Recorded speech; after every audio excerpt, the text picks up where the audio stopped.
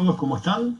Vamos a seguir con títulos de deuda. En este caso vamos a estar hablando un poco de riesgo crediticio y la relación entre el riesgo de crédito y el costo de la deuda, que es el input que realmente a nosotros nos interesa en este análisis que estamos haciendo. Bueno, vamos a comenzar con algunas relaciones genéricas que valen para títulos de deuda y para otras evaluaciones que nos tocan hacer.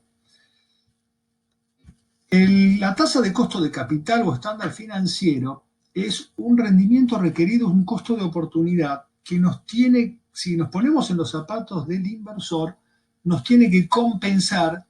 Para invertir, para inmovilizar capital, nosotros tenemos que tener una expectativa de rendimiento que nos compense, que nos satisfaga, que nos quede suficientemente alto para que estemos dispuestos a invertir. Y esa tasa de interés, de rendimiento, tiene que ser una compensación adecuada en términos de la espera. Entonces hay un factor tiempo que la inmovilización de dinero, el poner plata hoy y tener que esperar para volver a disponer de la misma, hace que necesitemos alguna compensación simplemente por la espera, por lo que es el consumo diferido. Yo como invierto hoy y el dinero lo recupero más adelante, si hoy me quería dar un gusto, invertir, consumir en algo y tengo que esperar, ese consumo diferido es una inconveniencia que en algo me tiene que compensar. Típicamente este delta de rentabilidad es muy bajito en términos de cuál es la compensación meramente por la espera. Después, lo que vemos normalmente son tasas nominales que incluyen la expectativa de inflación.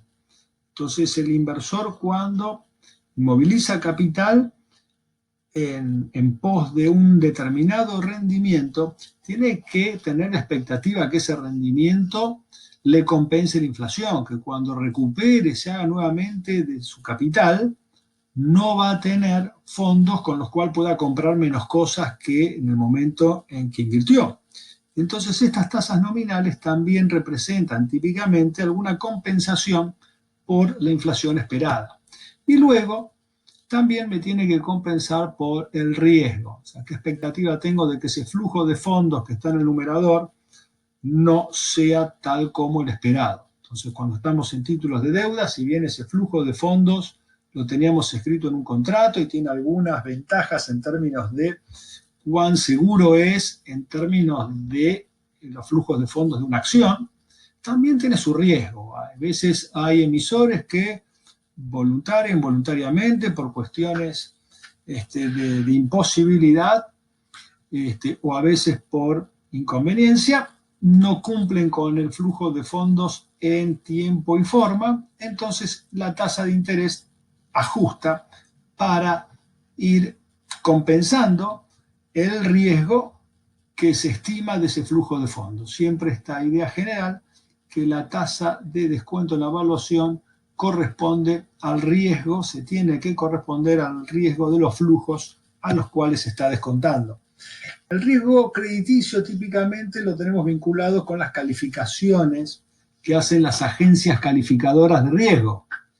Entonces acá vemos 3 columnas de distintos colores que nos muestran las calificadoras, digamos, más importantes del mundo, las referencias clásicas de mercado.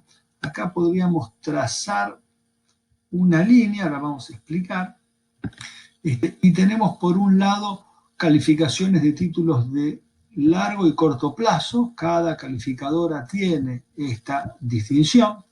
Vemos que las notas, cuando las leemos, digamos, de manera horizontal, fila a fila, tienen bastante correspondencia, cada uno le pone su nomenclatura, pero que se pueden hacer paralelismos bastante fácilmente, y que el mercado distingue distintas clases o tramos de activos a los cuales valúa, digamos, con cierta consistencia. Entonces tenemos aquellos, digamos, la clase top, que son los prime, después tenemos títulos de muy sólida calidad crediticia, muy baja probabilidad de cumplimiento, después tenemos algunos que son, digamos, el grado alto y más bajo, en gradaciones relativas, Y después acá teníamos esta raya que decía, cuidado que acá esto me divide un universo que son grado inversión, donde hay muchos inversores institucionales y vinculados al sector público y de manejo de fondos del público, que solamente tienen permitido invertir en títulos y mantener en cartera títulos que están acá arriba. Y de acá para abajo es lo que en la jerga se le llama los bonos basura, los grados de inversión especulativo, donde hay mucha gente y muchos inversores institucionales que no pueden operar acá. Acá me quedó un dibujito muy feo, pero bueno, es esto. No pueden operar ahí. Con lo cual, cuando uno cae, cuando un emisor tiene títulos que están acá en este límite y me bajan la calificación y caigo por debajo, típicamente esto es un golpe fuerte porque hay gente que no puede mantener más esos títulos en cartera. Acá los rendimientos tienen que pegar un salto importante. Entonces acá tenemos algo para considerar, que es los títulos tienen notas en función de su calidad crediticia, y cuando uno mira en el mercado cuáles son los rendimientos de títulos de distinta calidad crediticia, empieza a tener una posibilidad bastante concreta de mirar cuánto rinden los distintos riesgos crediticios que hay en el mercado. Y acá hay otro factor que hay que incluir en el análisis, que es el tiempo en vencimiento. Podemos tener títulos cortos, medianos o largos en términos de cuándo vencen. Títulos a 6 meses, títulos a 5 años o a 20 años.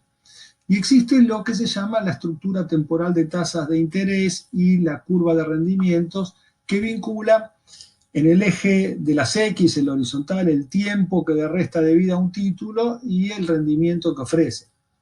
Y podemos observar en el mercado los rendimientos para cada tramo temporal de esa curva. Vemos cuánto rinden cada uno de los bonos en función de sus fechas de vencimiento. Y una curva que rápidamente está disponible es esa curva que representa los rendimientos de los títulos sin riesgo. Clásicamente, el mercado donde se va a buscar esto es el de los bonos del Tesoro norteamericano, tanto los Treasury Bills, que son los cortitos, los Notes y los Bonds, que son los de largo plazo. Y uno puede ver cuánto rinden títulos donde nadie está esperando que el emisor incumpla con los flujos de fondos que esos títulos prometen.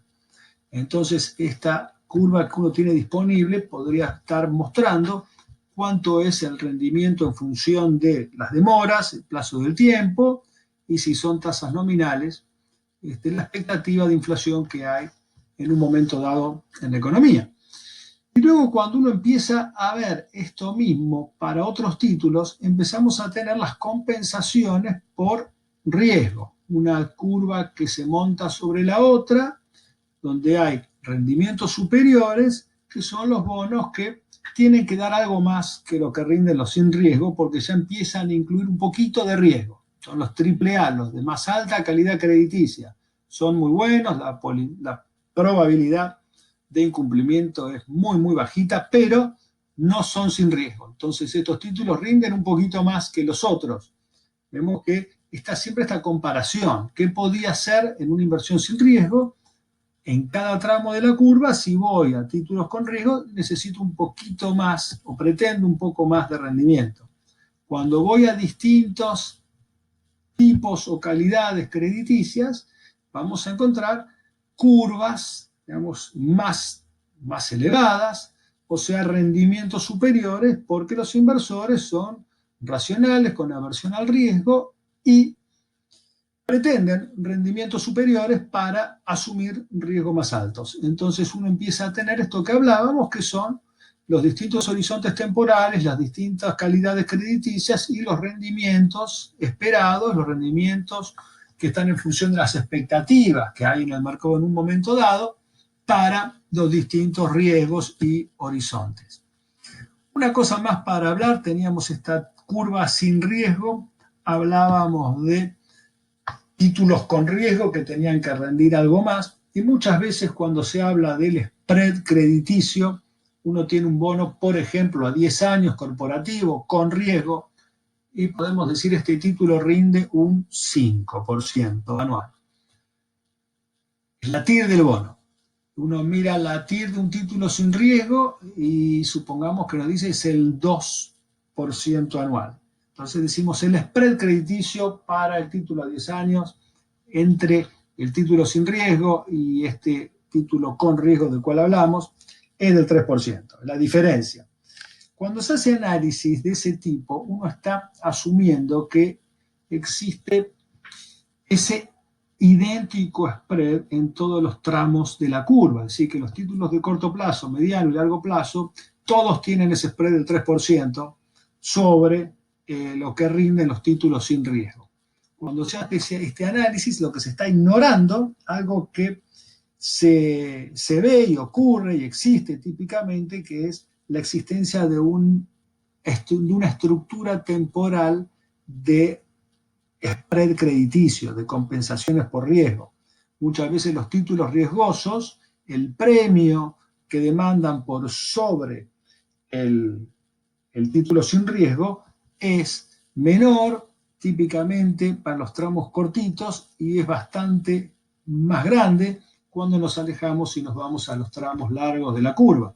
Entonces, esta existencia de una estructura temporal de spread crediticio es un tema que lo tenemos que tener conceptualmente como algo que existe y se da en el mercado, pero el análisis particular de esto lo dejamos para Finanzas 2, donde se mete en su programa mucho más en detalle en lo que es todo el análisis de la curva de rendimientos y estructura temporal de tasas.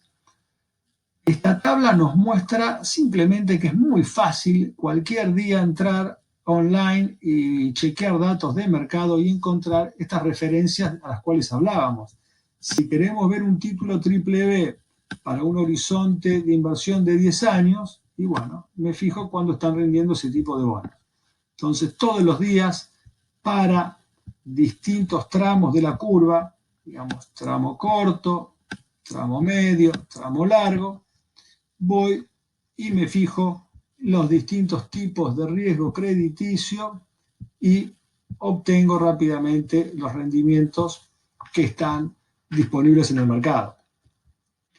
Cuando miramos de alguna manera el análisis que siguen las calificadoras de riesgo, vamos a ver que estas toman, por un lado, un análisis que parte de lo macro y lo que se relaciona con el país en el cual está el negocio, algunos factores que hacen a la estructura competitiva del segmento, industria donde opera la empresa, y otras cuestiones que son más particulares de la empresa, que incluyen su eficiencia operativa, rentabilidad, generación de flujos y endeudamiento.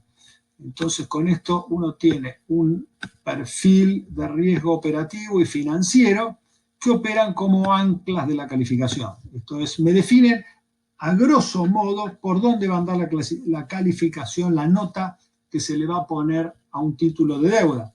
Y después vamos a tener estos modifiers que son algunos atributos que van a hacer que esa nota preliminar sea un poco mejor, un poco peor, en función de la estructura de negocios, la visión de portafolio que tenga la empresa, su endeudamiento, política financiera y liquidez, acá abajo, lo que es su estructura de gobernanza y su calidad de gestión, y el análisis comparativo para llegar a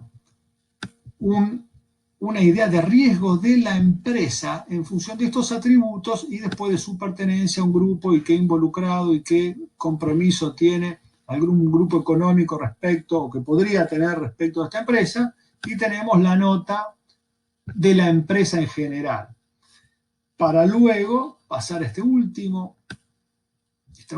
fase del análisis que tiene que ver con la calificación de un título de deuda en particular. Entonces esta empresa, este emisor que teníamos evaluado hasta acá, emite distintos títulos de deuda o puede emitir distintos títulos, distintos términos y condiciones, distinto plazo, distinta tasa, distinta estructura de títulos, distintos garantías o activos que respalden esa emisión, relación con otros títulos, grado de subordinación o correlación con otra deuda que tenga la empresa, y qué calidad de activos tiene detrás ese negocio, como para llegar a la nota final por cada uno de los instrumentos de deuda que tenga la empresa o que imita la empresa. Entonces hay una calificación inicial y después el monitoreo de cómo sigue esa nota en términos de estas metodologías de análisis que las calificadoras tienen que divulgar y hacer claritas de cómo se define. Y luego acá tenemos también algo que nos lleva más a la nota y ver algún ejemplo de grilla en el cual hay sectores de fortaleza financiera y operativa, y acá tenemos los AAA en este rincón, y en términos de estos rangos de mejor a más débil, acá en lo financiero, y de lo más sólido a lo más vulnerable en lo operativo. Entonces acá vamos a tener el barrio de las empresas o de los títulos más flojos, acá vamos a tener los más fuertes, y acá le damos alguna idea de grilla en el cual se van ubicando los distintos títulos que se evalúan y se van asignando las notas en consecuencia. Las empresas que no tienen calificaciones de una agencia calificadora, que no cotizan en el mercado sus títulos, que no tienen interés y que no califican la deuda con estas agencias, lo que pueden hacer es tratar de ver los indicadores económicos, operativos, financieros, que típicamente están asociados con cada una de las notas que asignan las calificadoras. Entonces acá podemos ver, por ejemplo, dice, las notas BBB típicamente están relacionados con indicadores que tienen estos valores promedios. Entonces uno podría ver para un negocio en particular cómo son sus ratios de cobertura, base, utilidad operativa y EBITDA, cómo se relaciona su generación de fondos con el stock de deuda que tenga el negocio. Tenemos cómo relaciona el stock de deuda, a veces la deuda neta de las posiciones más líquidas en función de cuántos años de vida eso representa, rendimientos, endeudamiento, y en función de cómo sea mi balance, de cómo sean estos indicadores para un negocio en particular, yo veo si estoy más cerca de los valores que le dan las AAA, los valores que están en esta columna que es de la clase A, o estoy más cerca de estos valores que están relacionados con una nota B.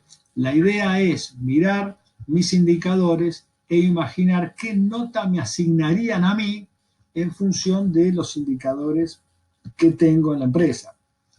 Algunos otros estudios empíricos que se han hecho en términos de tratar de relacionar variables e indicadores de mercado o de análisis clásico, económico, financiero y patrimonial de balances con los incumplimientos y con el riesgo crediticio, nos indican que, por ejemplo, las variables que explican o que mejor se relacionan con el riesgo crediticio tienen que ver con variedad de utilidades. Cuando esto varíe más, mayor va a ser el riesgo.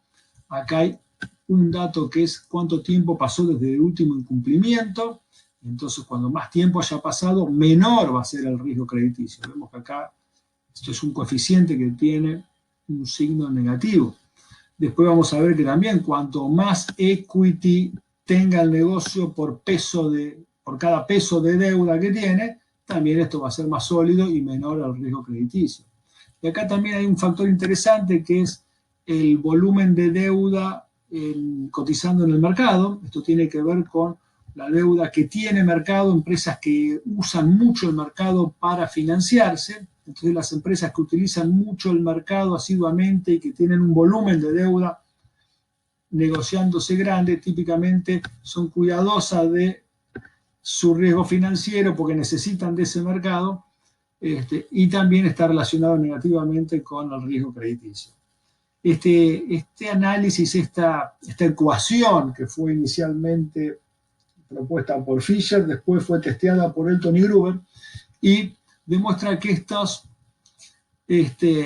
relaciones se sostienen y que son bastante consistentes con las metodologías o con las notas que asigna Standard & Poor's y Moody's, que son las dos más grandes agencias que existen. Después también el G-Score de Altman, que es muy conocido, también nos muestra relaciones de riesgo crediticio con variables, indicadores que tienen que ver con generación de utilidades operativas y ventas en función de los recursos totales que usa la empresa, los intangibles y valor de mercado que tiene la empresa en función de lo que está en valor de libros, esas expectativas de mercado, cuánto retiene de los fondos que genera en función de los recursos que utiliza y cuántos recursos líquidos tiene en su estructura de activos totales.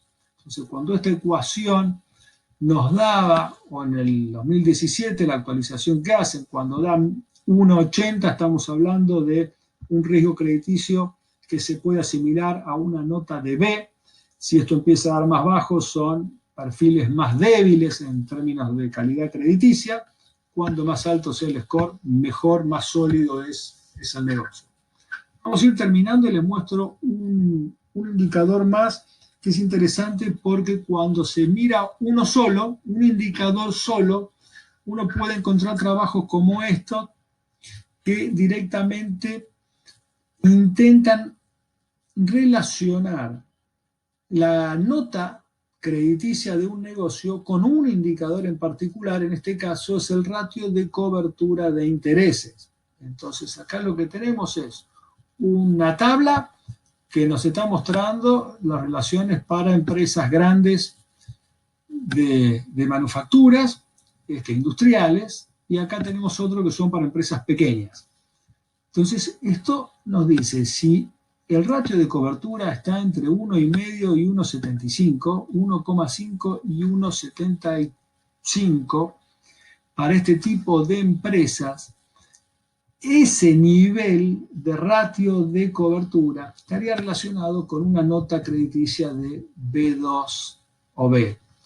Y para el momento que se publicó esta tabla, esto hay que verlo de manera dinámica, ¿no? El spread sobre los rendimientos sin deuda es del 4,5% en dólares, ¿no? Entonces, para el mercado norteamericano, para mercados desarrollados en dólares. Para una empresa pequeña, la tabla tiene la misma lógica, simplemente que los niveles, los rangos, digamos, para el ratio de cobertura y con qué nota se relaciona, acá es algo distinto, y también cambia cuánto es el margen por encima del rendimiento de los títulos sin riesgo que el mercado exige en función, nuevamente, en este caso, del ratio de cobertura de intereses como un ratio particularmente importante. Por eso también lo ponemos acá para tener esto en cuenta. Bueno, con esto terminamos nuestro análisis de bonos, de títulos de deuda, de costo de la deuda, ese input que necesitamos para nuestro estándar financiero, para el costo de capital que usamos en nuestras valuaciones, en nuestros análisis de negocios. Y nos queda después para la semana que viene, vamos a estar subiendo un video sobre leasing. Ya nos quedó mucho para esta semana con las distintas presentaciones sobre deuda. Así que con este comentario y con este gráfico respecto de las calificadoras y las notas y los emisores tratando de lucir lo mejor posible para sacarse una buena nota, nos despedimos y nos estaremos viendo en breve a través de otro video. Los saludo a todos. Hasta luego.